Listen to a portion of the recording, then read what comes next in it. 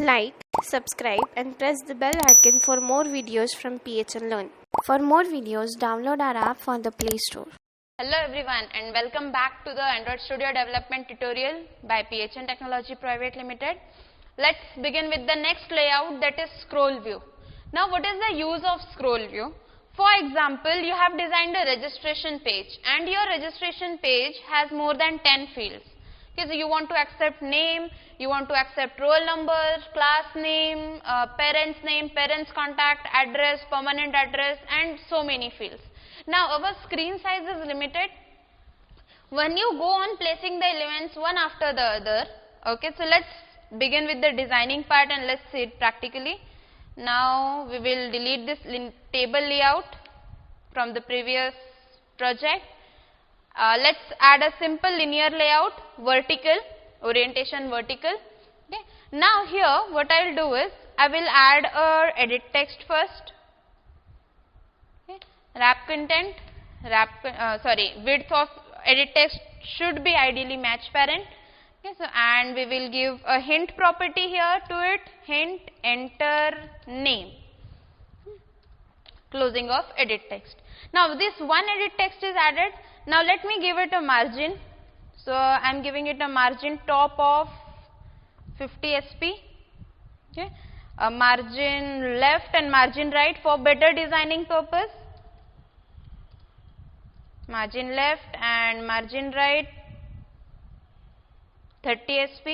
Now if you want to make your edit text more attractive, you can use the background for the edit text. For example, I am using the white color and you can use padding property. So if I am giving padding as 20 SP, see this is how your edit text will look like now.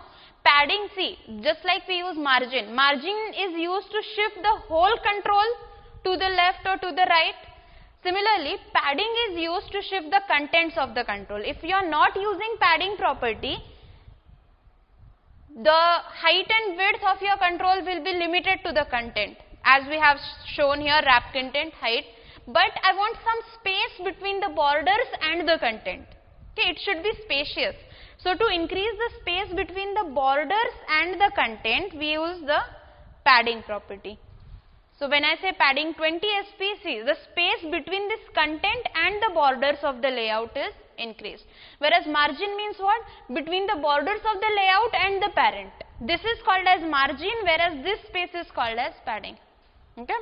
So I have added a text view and I have given it margin top of, let's say, 100 SP. After this I want one more edit text. So simply for now I will copy it.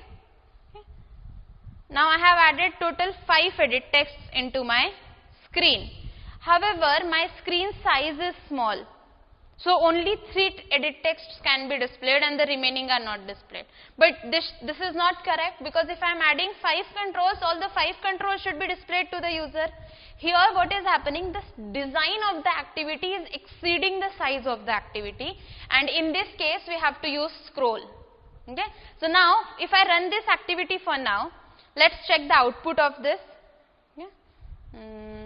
Just a minute, it is loading. Okay. So if till it is loading, if we check the output of this now, what will be the output? We will only be able to see this 3 or 4 or 5 edit text depending on your screen. If you are using a tablet or a bigger screen, you will be able to see more. Okay, so see here, on this screen I am only able to see 5 edit texts, not more than that. Okay. And I am not able to scroll this page. Even though the size of the activity is big, I should be able to scroll it. Okay.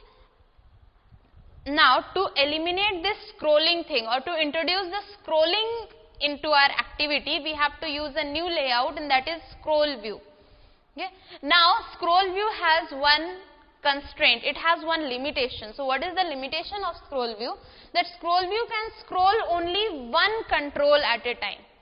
For example, if I am writing scroll view here, okay, if I am writing a scroll view and I have to scroll all the 4 edit texts, it is not possible. You can scroll only one control, only one edit text. But this is not the case here. We have to apply scrolling to all the 5 edit texts.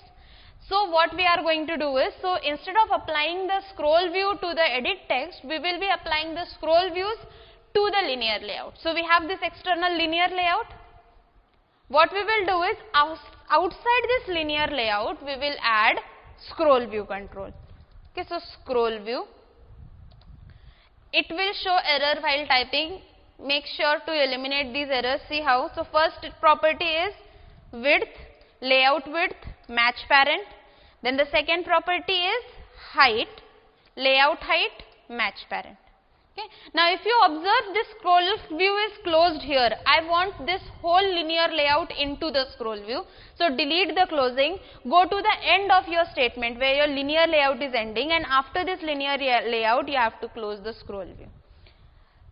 Okay. Now see, how many children are there in the scroll view? Just like linear layout, how many controls are there in linear layout? So we have 5 edit texts. But in scroll view, this is the open of scroll view, open tag of scroll view, and this is the closing tag of scroll view. How many elements are there in the scroll view? Only one, that is linear layout. These edit texts are part of linear layout now. So ultimately we are applying scroll view to only one control, but the name of that control is linear layout, and linear layout contains the other elements. Okay. So in this way we are applying the scroll view to all the elements. If you add one more element here, like a button or something, your project will not work. See now, how many controls are there in the scroll view? This is scroll view. This is one linear layout in scroll view, and second one is the button. Okay. If you run this app now, okay, let it install. It is automatically closed after installation because scroll view cannot handle 2 children controls. So if I delete this button now scroll view has only one children, that is linear layout. And now let's run our project and check the output. Launching. Okay, as you can see, only 4 are displayed, but now we can scroll this activity, which was not possible earlier. So if scroll view is used to apply this scroll. Now even if you are typing something here, and you can scroll your page up so that you can type in the last text, edit text. Okay, here. So this is the use of scroll view. With scroll view you have to remember few things. First one, and the most important one, scroll view should have only one children control. So if you are using scroll view, make sure it has only one children control, that is linear layout, relative layout, or whatever you want. Don't add multiple controls into the scroll view. That's it. In the next tutorial we'll meet with constraint layout. I'm so sorry. We'll meet with the constraint layout. Alright, thank you.